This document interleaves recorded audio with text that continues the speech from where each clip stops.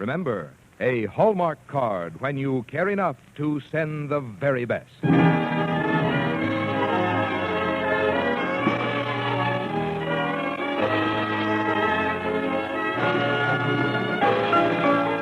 Tonight, from Hollywood, the makers of Hallmark greeting cards bring you Virginia Bruce in Edna Ferber's So Big on the Hallmark Playhouse.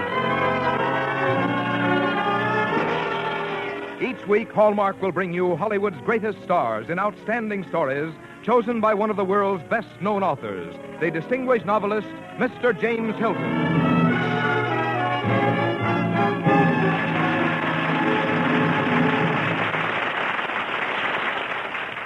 Good evening, ladies and gentlemen. This is James Hilton.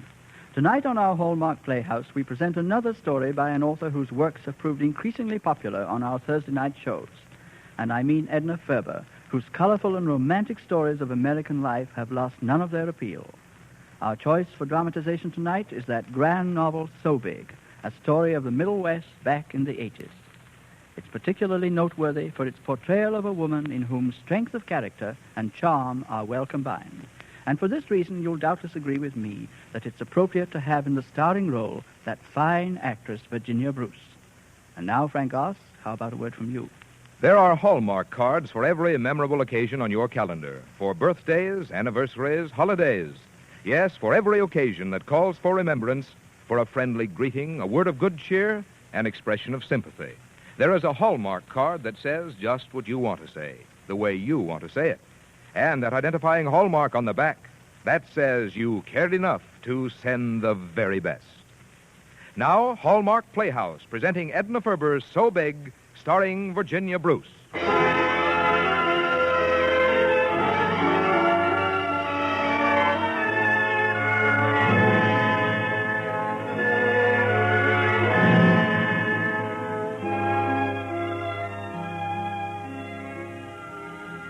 Sometimes they say to me, you must get lonely sitting there alone before your fire through the long winter evenings. But they don't realize how many old friends sit beside me. They don't realize the words I listen to or the laughter that wraps itself warmly about me. Oh, yes, the laughter. They don't see that my father, Simeon Peake, sits across from me, dapper, soft-spoken, ironic. He sits there in his shiny boots with his hat a little on the side of his head. And I listen to his laughter, and I'm 19 again. That easily I discard the years. Father, what are you laughing at? At what a proper young lady it is indeed. Sometimes I wonder if Miss Pfister's school for young ladies isn't much too proper a place to send a girl. I wonder if your mother had lived, what she would say. Well, I couldn't go any place but Miss Pfister's. My best friend goes there. Julie and I have decided to be the Jane Austens of our time. I'm going to observe life and write about it. No, don't observe it. Live it, like you and I have done. There are two kinds of good people in the world, Selina. Wheat and emerald. We're emerald, you and I. We know that life is a grand adventure, a fine show. The trick is to play in it and look at it at the same time. The more kinds of people you see and the more things you do and the more things that happen to you, the richer you are.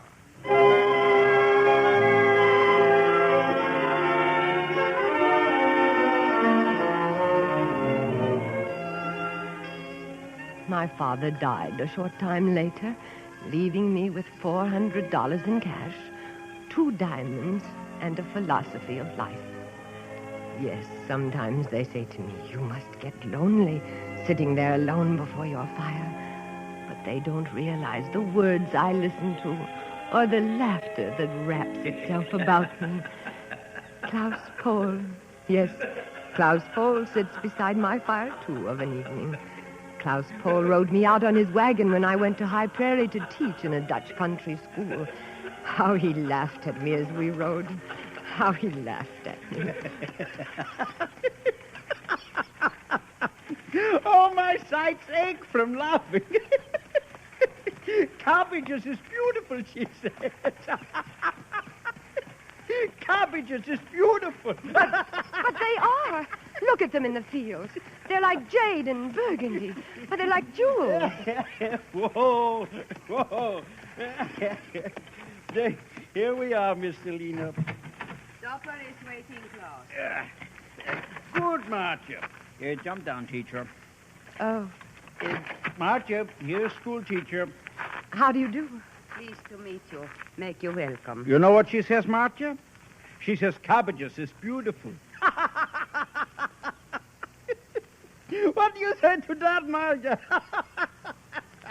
Cabbages is beautiful.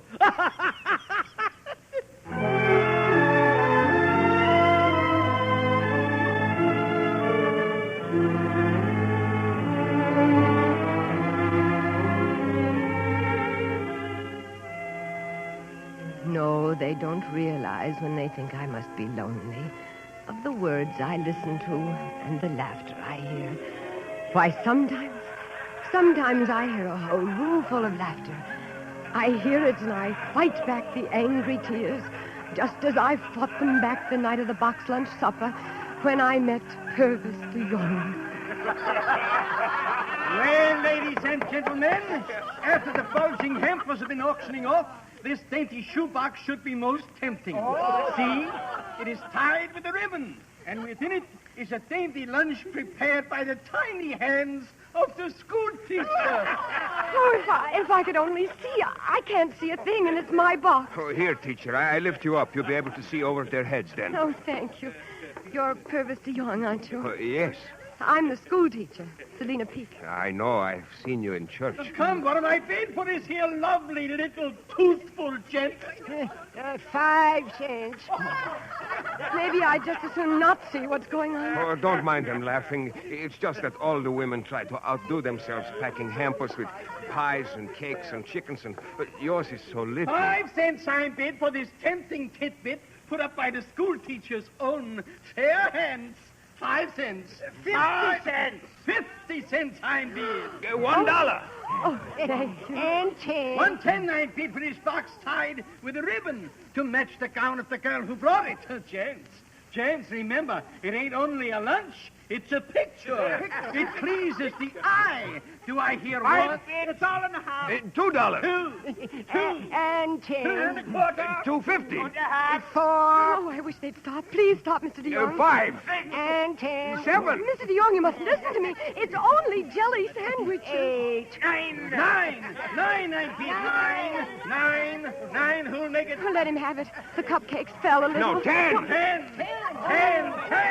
Do I hear 11? Do I hear 10, 50, 10? 10. The dent's 10 once, 10 twice. Gone for $10 to Purvis. And a bargain.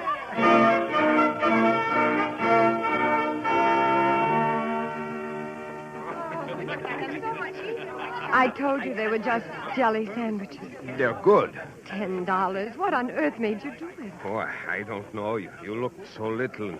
I didn't like them making fun of you. That's a very foolish reason for throwing away $10. I'm a truck farmer. I can't hardly write at all, only to sign my name, things like that. When I take my vegetables to the market in Chicago, the fellows are too sharp for me. They do numbers in their head, quick, like that. Would you like me to teach you? Oh, when? Evening. Couldn't you come to the house? I'd be glad to teach you.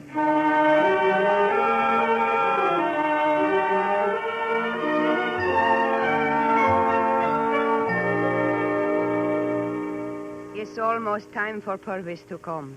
Yes, Marcia. He has made good pupil. Oh, yes. Very good. Is handsome man. Yes. Has been many caps set for him since his wife died. Yes, I'm sure there have been. Look. I show you something in the chest there. Oh, how beautiful. It's a Dutch bridal gown. A cap and bridal shoes. It was my mother's and mine. So, you get married to a high prairie Dutchman like Purvis. I let you wear it. Marcia, you can't think that he... I mean, even if I did love him, was young, and it no good does to try to run away from life. a spring for you, as well as for the world, Selina. No. No, it isn't going to be this kind of thing for me. No, Margie. No.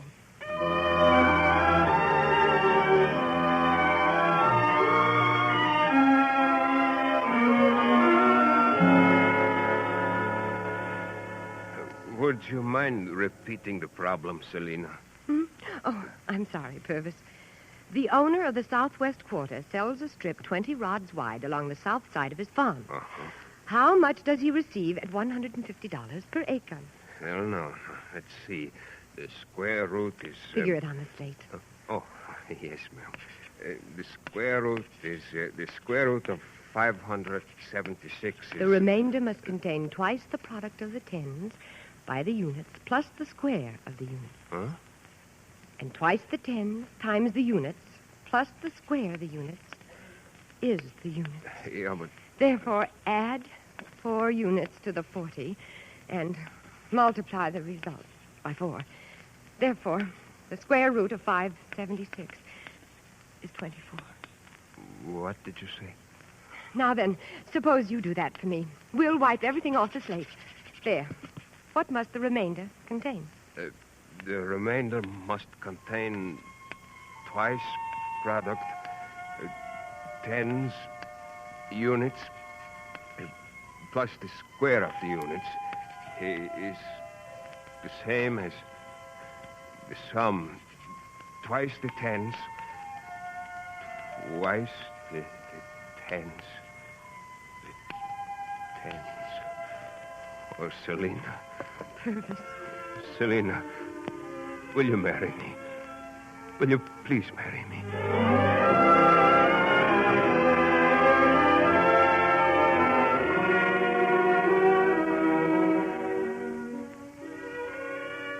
We were married in May, just 2 months later. I, the daughter of Simeon Peake, was married to Purvis de Jong, truck farmer. I loved him. But as the long days started at 4 in the kitchen, I found need of my father's words and said them over and over. The more things that happen to you, the richer you are. No one realizes how many friends sit beside me in the firelight, or how the warm web of laughter spins itself around me. Dirk was a happy child. Some said he was born laughing. I do know he laughed most of the days after he was born. Hey, listen to that little fella. Fella, I better get out to my hoeing. Soon it will be time to start taking the vegetables to market. I have to get a good price this year. The wife and son to support. Have a big dinner, Selina. I'll be hungry. Here, Dirk, darling. Hold up your arms and let Mother pick you up. That's right. That's my big boy. There. Oh, he's so big. So big. Oh, yes, he's so big that he's a whole fat, wonderful world in himself. I'm not so big, Dirk. Not nearly as big as I used to think I was going to be. But you're going to do all the things I dreamed of doing. Oh, you're going to be so big, Dirk. So big.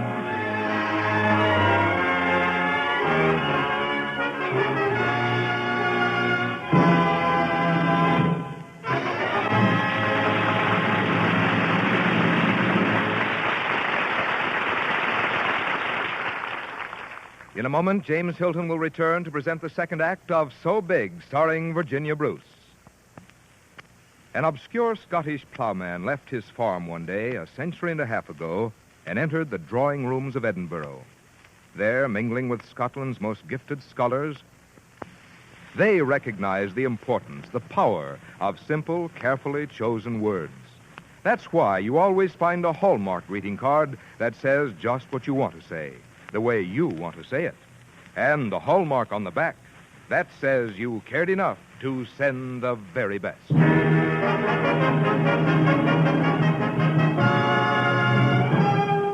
And now we present the second act of Edna Ferber's So Big, starring Virginia Bruce.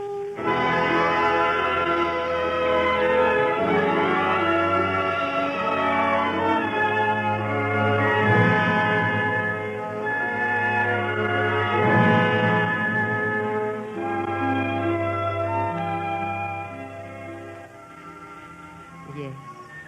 Sometimes they say to me, you must get lonely sitting there alone before your fire through the long winter evenings.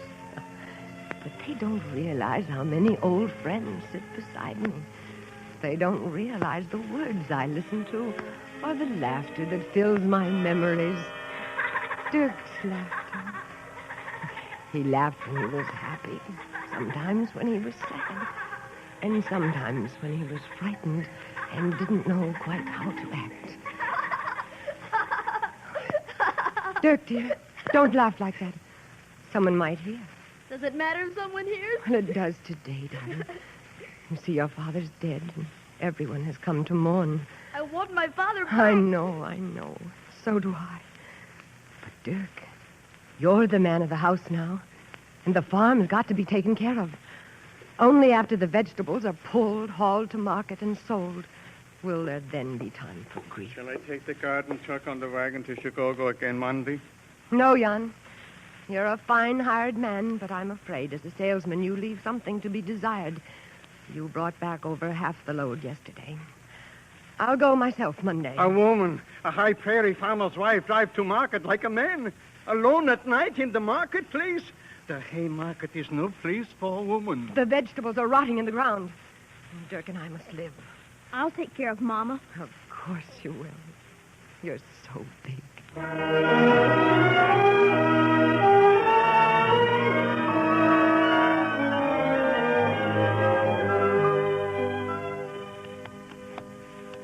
The horses are ready. Let's go, Mama. Dirk, look at that wagon load a minute. Isn't it beautiful? Look at the carrots. Don't they look like golden spears? And the radishes and the beets and the cauliflowers. Look at those colors. Crimson and green and white and gold and purple. Aren't they beautiful, Dirk? Aren't they beautiful? What, Mama? Someday you'll know, Dirk. Someday you'll look at cabbages and see jade and burgundy, too. They won't buy from a woman at the market. But if they won't, I'll peddle the vegetables from door to door.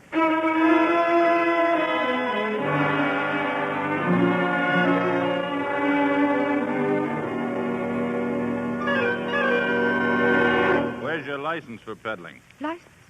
Did you say license, officer? Yeah, you heard me. License. Where's your peddler's license? You got one, I suppose. I know. No. Oh, Mama. Where do you think you are, peddling in a neighborhood like this without a license? What's the trouble, officer? Oh, it's a woman peddling without a license, Mrs. Miller. Now get along with you. Wait a minute. Just a minute, officer. Why, this is Selena. Selena, look. It's Julie, don't you remember? I went to school at Miss Sister's with you. Of course. Julie. Oh, Selena, look at you. Oh, there. Oh, it's all right, Julie. It's all right. Don't cry. What's there to cry for? We all change. What's there to cry for? It's all right, officer. This is a friend of mine. All right, Mrs. Miller. But she'll have to get a license. Come in the house, Selena. Oh, Julie. Julie. Selena, what are you laughing at? Do you see those cabbages, Julie? Do you remember how I used to hate boiled cabbage at school? There's nothing to laugh at. Now stop laughing. Stop it. Stop it. I'll stop. I was just laughing at my ignorance. Sweat and blood and health and youth go into every cabbage. Did you know that, Julie? One doesn't despise them as food, knowing that. Come, climb down, Dirk. Here's a lady Mother used to know. Oh, years and years ago when she was a girl. Thousands of years ago.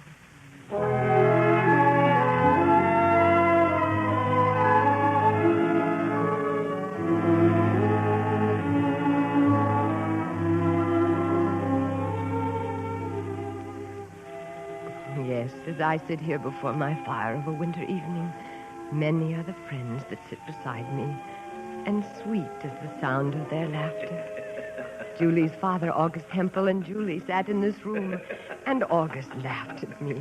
Oh, how he laughed. I wish I could have seen the expression on their faces when you said that cabbages were beautiful. Well, I still think they are. Well, Selina, you must get down to business. I've been all over your property. What do you want to do with it? I want to stay here and work the farm, make it pay. I want Dirk to have all the worthwhile things in life. Leisure, color, travel, books, music, pictures, people, all kinds of people. Work that he can love. A chance to grow himself and watch other people grow. To feel strong about things and then develop that feeling and make something fine come of it. I want Dirk to create and feel and know. I want him to stand high among the people who appreciate and respond. I want him to be big. So big.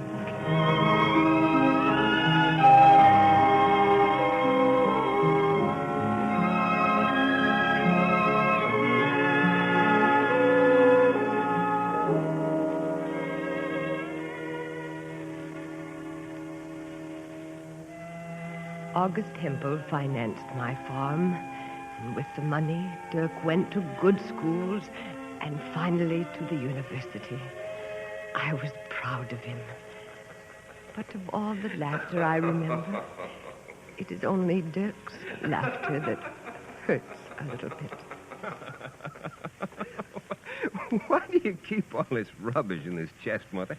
Look at this silly old dress collecting moths. Why, it's the dress I wore at the rally. The night your father paid $10 for my lunchbox. Look here, pressed flowers. They went out with a minuet, didn't they? Your father walked 5 miles to pick them.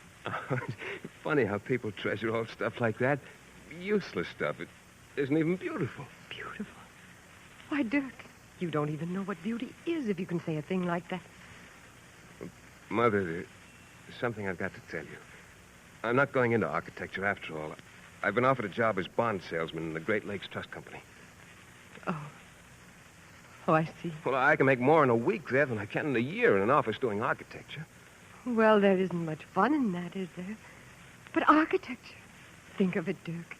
Steel and stone and brick, with engines throbbing inside it like a heart, and people going in and out. Part of a city, a piece of actual beauty conceived by you. Oh, Dirk. Yes, Mother, cabbages are beautiful. I know you're disappointed. But I haven't got it inside of me like you had. I'm not a creator. I'm afraid I'm not so big after all. No, don't say that, Dirk. Well, you've had a full life and a rich life and a successful life. You've suffered and you've worked and you've felt things deep inside you. Well, your beauty and your light and your home to me. But I just don't have your fires and your yearnings. I'm conventional, a rubber stamp. See, cabbages just aren't beautiful to me, Mama. Dirk, my father used to tell me when I was a little girl that there were only 2 kinds of people who really mattered in the world. One kind was wheat, and the other kind emeralds. You're wheat, Dirk, like your father. He never thought cabbages were beautiful either, but I loved him. And I love you.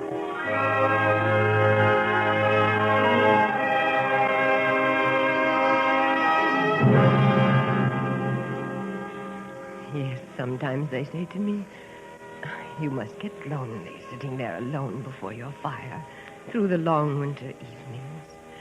But they don't realize how many old friends sit beside me, or the laughter that wraps itself warmly about me. And as I listen, I laugh too. I sit here rocking, laughing to myself because cabbages are beautiful, and I seem to be the only one that knows it. And as I sit and rock, small things I have known and loved in my lifetime, cabbages, colors, dreams, tears, laughter, loom so big, so big.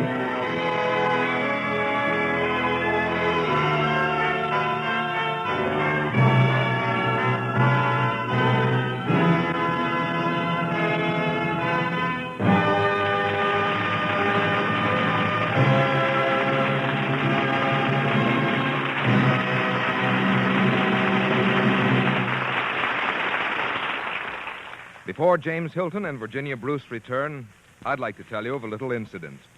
I dropped in on a friend of mine who's in the hospital the other day, and it was amazing how many greeting cards that man had received.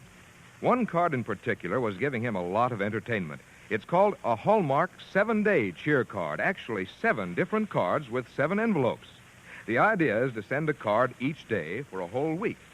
Each card contains a riddle, not a difficult one, but a riddle that does require some thinking.